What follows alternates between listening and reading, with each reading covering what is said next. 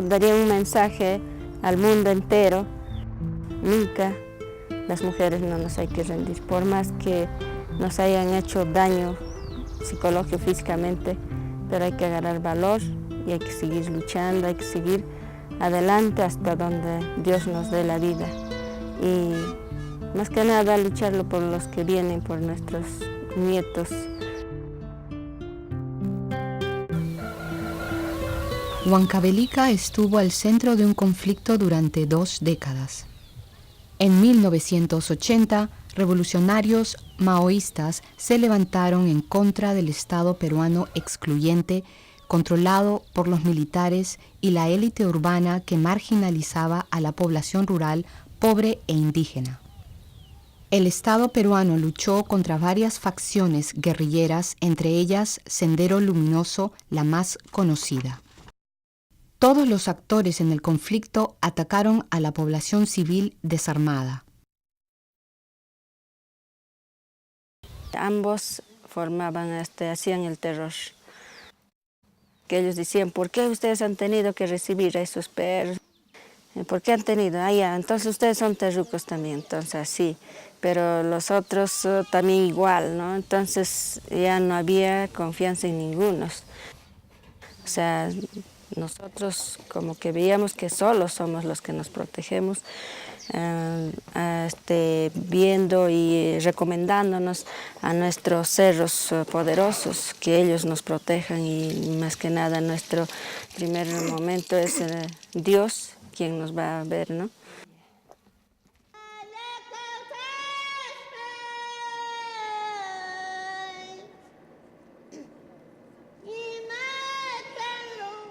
Los pueblos indígenas del Perú son los que más sufrieron durante el conflicto. Aunque representan menos de la tercera parte de la población, el 75% de las víctimas del conflicto fueron indígenas. Fue solo hasta el año 2000, cuando se puso fin al conflicto, que se descubrió que habían muerto 70.000 personas, más del doble de lo que se había calculado. Comunidades enteras habían sido arrasadas. Desde mi niña he crecido en esa Escavaca. Esa casa se ha quedado todo abandonado, quemado. Las policías de base de Chalhuanca han quemado todo.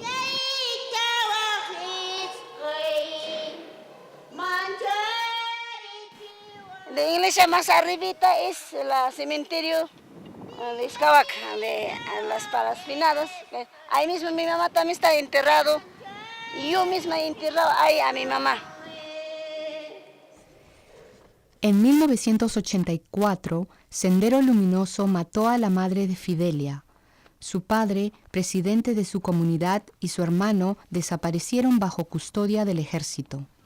Este era por este sitio he caminado cuando era niña, con mi papá, con mi mamá, con mis hermanos menores cargando. Cuando era alumno he venido cuantas veces con los profesores, pero ahora yo también quisiera andar así con mi padre, con mi madre, con mis hermanos. Ahora no tengo nada, ni padre ni madre. Dice una parte que mató a mi papá, acá está sed. El conflicto de 20 años cambió el paisaje peruano. Más de 500.000 de personas migraron a las ciudades para escapar la violencia, sumándose así a los sectores pobres de ciudades como Lima. Durante el conflicto armado, Rufina Rivera tuvo que huir con miembros de su comunidad. Por ser líder de su comunidad desplazada, fue perseguida por ambas partes del conflicto. Fue amenazada y golpeada por Sendero Luminoso. Luego el ejército la detuvo. Yo sentí un golpe que me dieron en la parte de atrás. De ahí no recuerdo. No recuerdo hasta que aparecí en un paraje de la selva que está por Yurimagua. Por espacio casi de 4 a 6 meses no podía recobrar bien la conciencia de lo que estaba haciendo. No me recordaba nada, absolutamente nada, ¿no?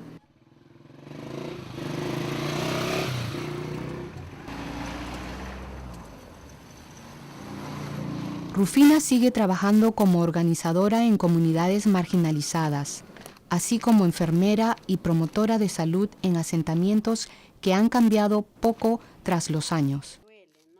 Es una comunidad, un asentamiento humano, ¿no?, que aglutina a diversos desplazados.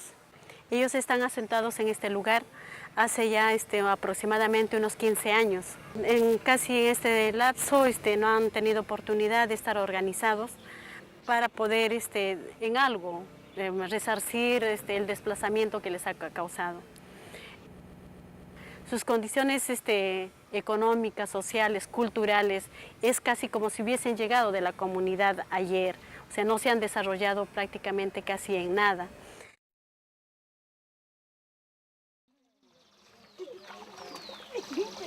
La población rural indígena ha sido excluida política, social y económicamente a través de toda la historia del Perú. Todo se concentra en Lima, el centro del poder político y económico, controlado históricamente por regímenes autoritarios. Durante el conflicto, la gente viviendo en Lima hacía caso omiso de la violencia que estaba ocurriendo en las zonas rurales. Sin embargo, una vez terminado el conflicto, creció la presión popular para que se revelaran los secretos oscuros de la guerra. Como resultado, se creó la Comisión de la Verdad y la Reconciliación. La comisión determinó que Perú había entregado su autoridad política a las Fuerzas Armadas. El resultado fue violaciones masivas de los derechos humanos, tortura, violación sexual, desapariciones y masacres. La justicia también fue usurpada. Entre 1992 y 1999, personas inocentes fueron acusadas de terrorismo y juzgadas por jueces anónimos tras vidrios polarizados. Muchos habían sido nombrados por personas que dieron confesiones falsas bajo tortura. 1.400 prisioneros pasaron años encarcelados antes de ser declarados inocentes y liberados sin compensación alguna.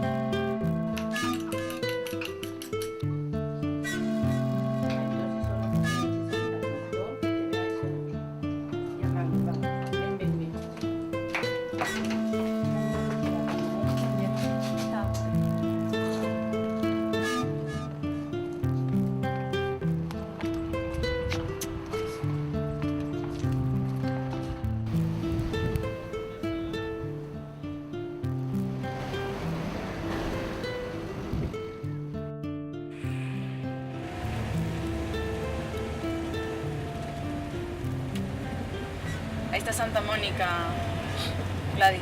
Sí, así es. Todavía recordamos ahí cuando estuve 8 años injustamente presa y sentir de que todavía detrás de esos muros hay gente inocente que merece un juicio justo, ¿no? ¿Cuántos inocentes en total?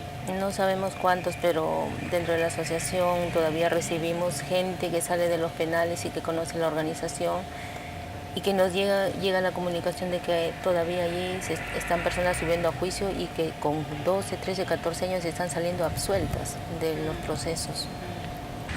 ¿Qué sientes cuando pasas por aquí? Una mezcla de impotencia,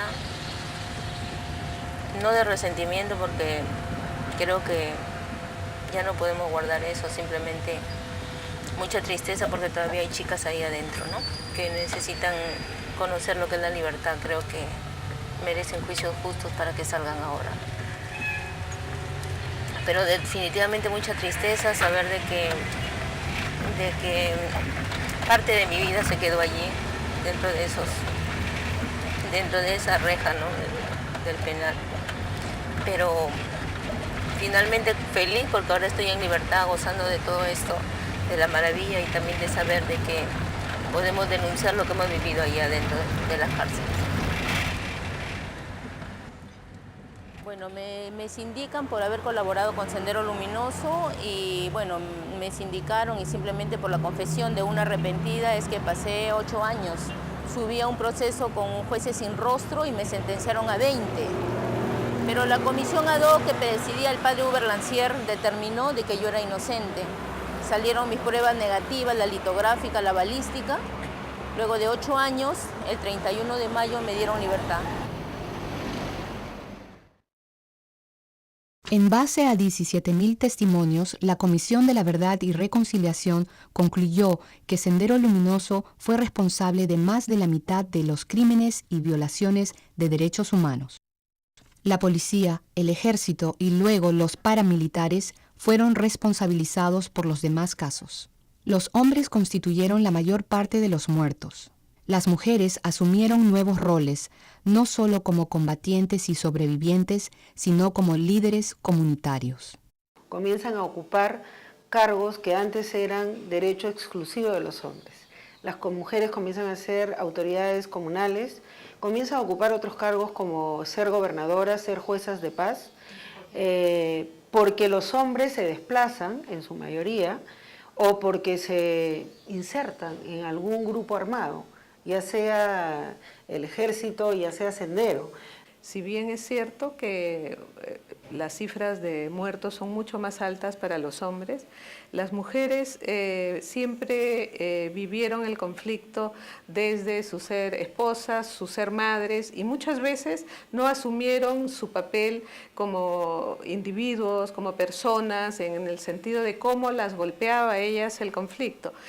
Eso ha sido difícil de trabajar y de sacar con ellas. Las primeras demandas siempre eran: desaparecieron a mi hijo, se llevaron a mi esposo, pero no contaban que cuando desaparecieron al esposo las violaron, les pegaron, las torturaron.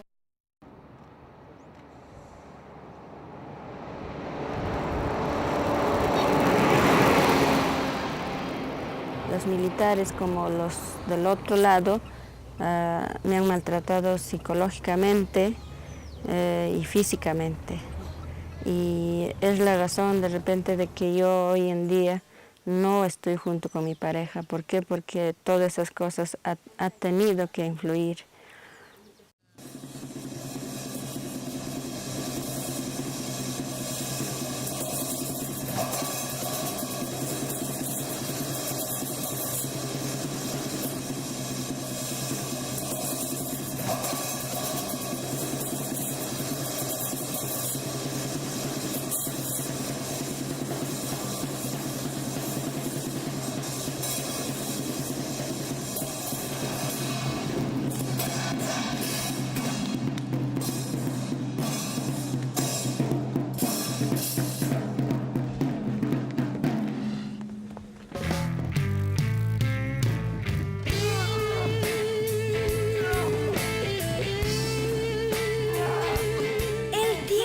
Pasa, pero no borra. Mi cuerpo, mi corazón no olvidan. Tengo miedo. Sueños de espanto tengo. En la mente nada los borra. Mi cuerpo, tu cuerpo, nunca más debe volver a ser territorio de guerra. Nunca más mi cuerpo violentado. Nunca más contra ninguna mujer. Justicia quiero, justicia. Sanar, sanar mi cuerpo. Cerrar, cerrar la herida. Sanar, sanar mi espíritu, mi cuerpo. Nunca más, nunca. La violencia sexual es utilizada estratégicamente por ejércitos y sirve para varios objetivos. Demuestra su poder. Es una manera de remunerar a los soldados por el combate, por ganar la batalla. Y es usada para humillar a las mujeres de la comunidad enemiga, pero también para humillar lo que se percibe como el enemigo central, que son los hombres. Entonces, los cuerpos de las mujeres son violados a propósito como arma de guerra y como manera de destruir lo que se percibe como el enemigo. Jean Sims trabaja con Interpares, una organización canadiense de justicia social.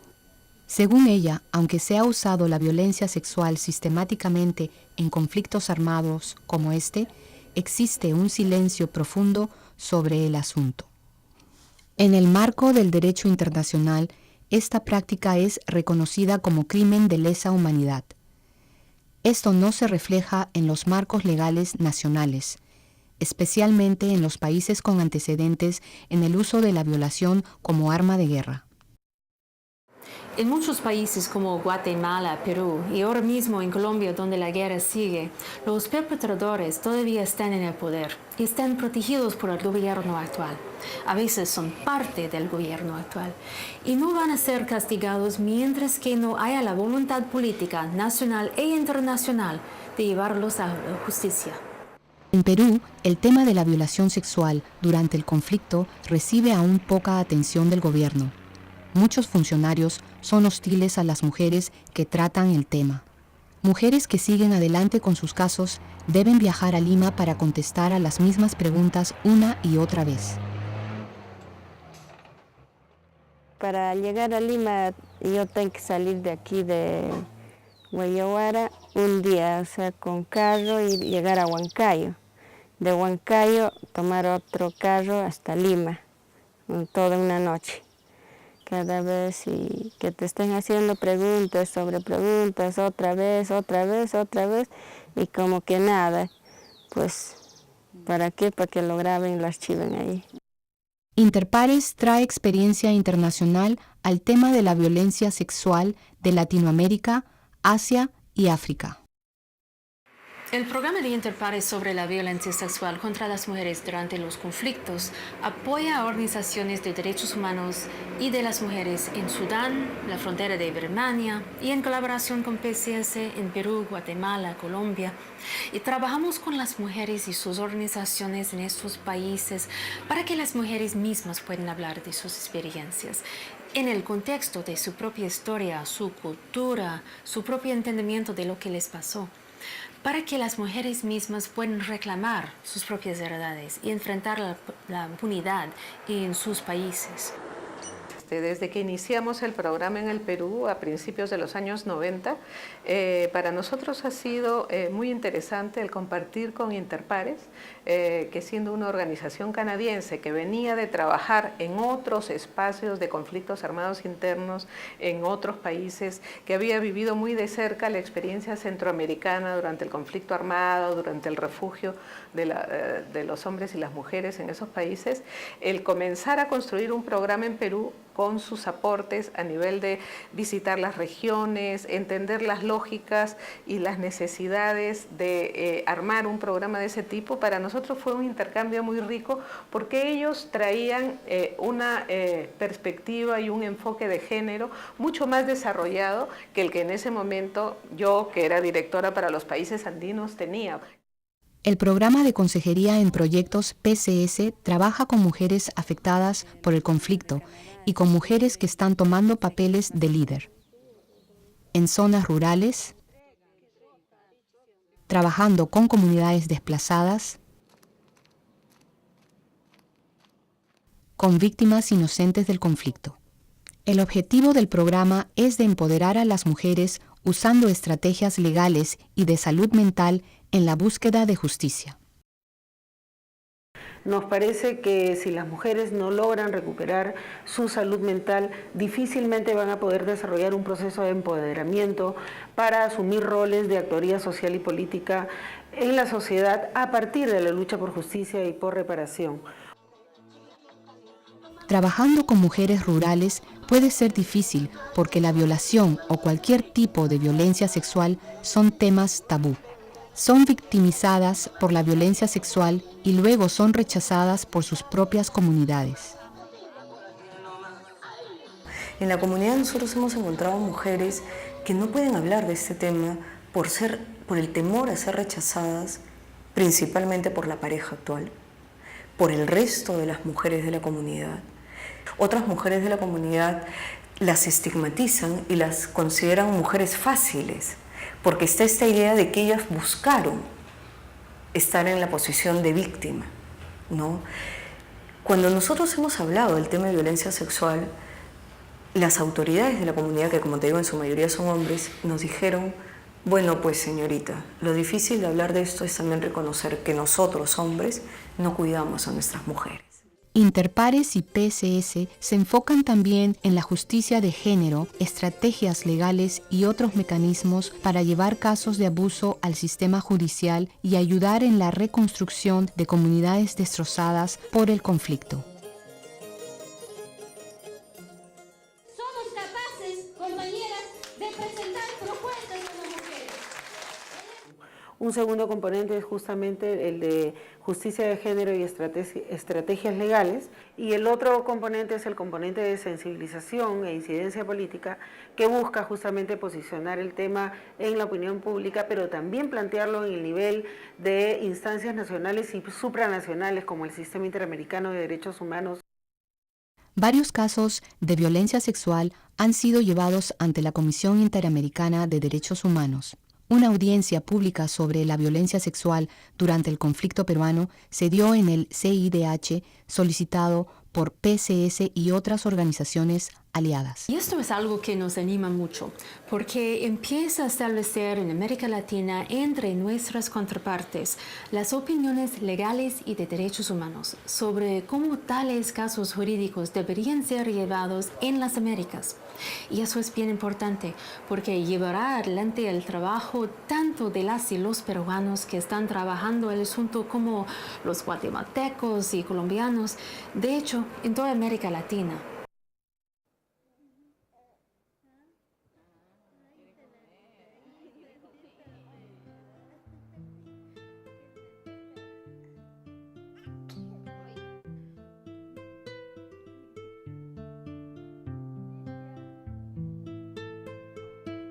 Georgina Gamboa tiene más de 25 años buscando justicia. Fue atacada por la policía antiterrorista en 1981. Su hija nació de esa violación. A pesar de haber identificado a 11 agentes y un civil, el juez cerró el caso de Georgina. El abogado también que no me ha defendido. Y estaban ahí detenidos, se declararon ellos inocentes. Los militares se declararon inocentes, se salieron ellos. Y yo ni siquiera no me han llamado a audiencia, que estaban ahí los militares que estaban a audiencia, no me llamaron ni me avisaron. Yo fui al juzgado y ellos estaban ahí y declarándose, no me dejaron entrar a mí. Ya no hubo nada, hasta se dejaron de ahí, se archivaron y ya hasta comisión, la verdad que recién que se ha abierto ahí ese caso.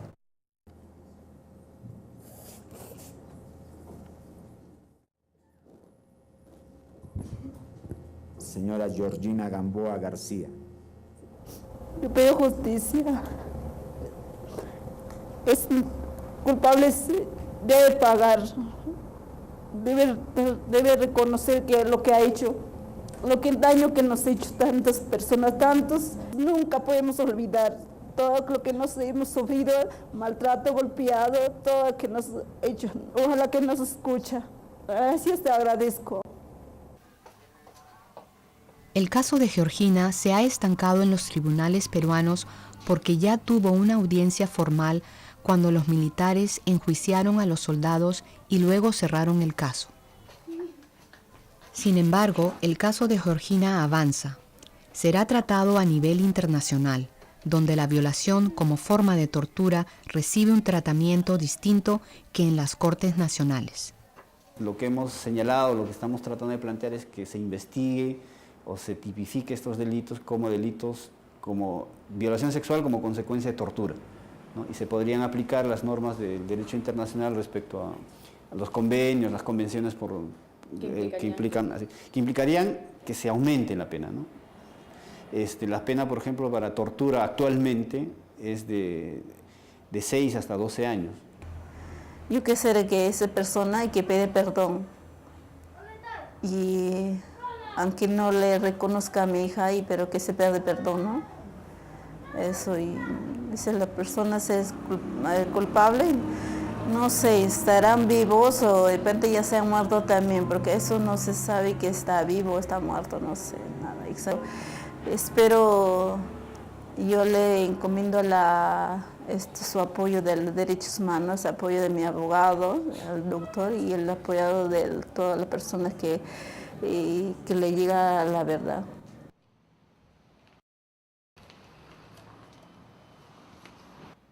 Aunque el conflicto armado se ha terminado, Perú sigue sufriendo las secuelas. Esto sigue motivando a personas como Gladys Canales y Rufina Rivera a trabajar para el cambio. O sea, la problemática de los desplazados, tal vez tengo oportunidad de estar en diferentes espacios.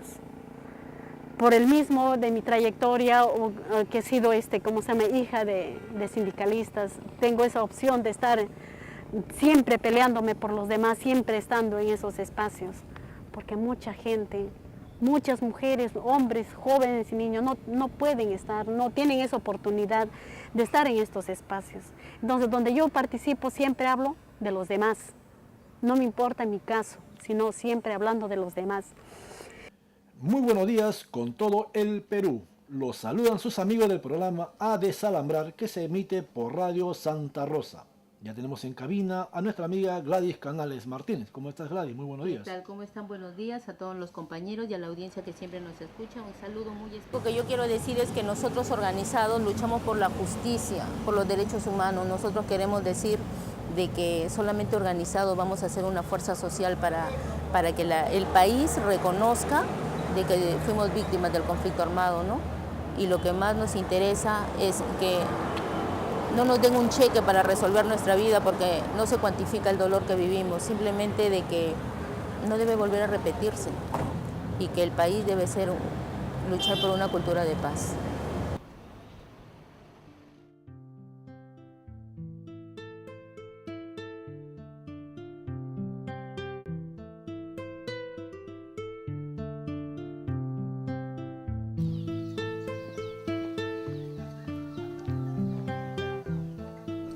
Lucía Martínez se presentó como candidata para alcalde de su pueblo. Sus opositores decían que una mujer violada no debería ser alcaldesa.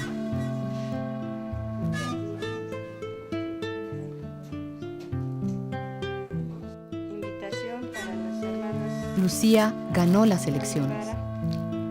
Hoy en día que yo estoy luchando aquí, yo lo voy a disfrutar, ya no. Quienes van a disfrutar serán los que vienen. Y solo para ellos tenemos que luchar. Por eso ahora yo trabajo en política, pero política social, no política como si se partidaria o color, no. Yo quiero una política que mi pueblo, pues, de alguna manera sobresalga y mucho más mi Perú, ojalá que se dé un cambio, pues las mujeres de repente podemos cambiar de alguna manera con el apoyo de los varones.